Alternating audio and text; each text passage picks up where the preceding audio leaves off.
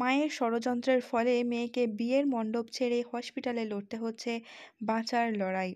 রোশনাই ধারাবাহিকে আরণ্যক ও গরিমার বিয়ের পর্বে দেখা যায় আরণ্যকের জীবন থেকে রোশনাইকে পুরোপুরি সরাতে গিয়ে জ্বলন্ত প্রদীপ রোশনাইয়ের শাড়িতে ফেলে পুড়িয়ে মারার ষড়যন্ত্র করে গরিমার মা সুরঙ্গমা। বিয়ের অনুষ্ঠান ঠিকঠাক মতো এগিয়ে চললেও কষ্টে বুক ভাসাচ্ছিল আরণ্যক ও রোশনাই, যেটা লক্ষ্য করেছিল গরিমার মা।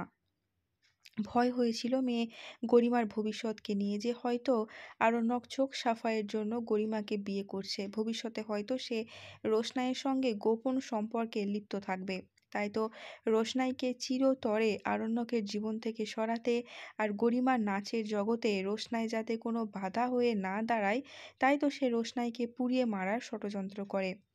বিয়ের মণ্ডপে উপচে পড়া ভিড়ের মাঝে সকলের চোখ এড়িয়ে প্রদীপের আগুন ধরিয়ে দেয় রোশনাইয়ের শাড়িতে, যেটা কেউ লক্ষ্য না করলেও চোখ পড়েছিল মাধবীর।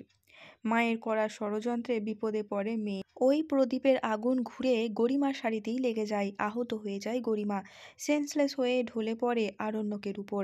সকলে চিন্তিত হয়ে পড়ে গরিমাকে নিয়ে, কিন্তু সুরঙ্গমা তখনই চিৎকার করে বলে যা কিছু হয়েছে সব কিছুর দোষ চাপাতে চায় রোশনাইয়ের ওপর।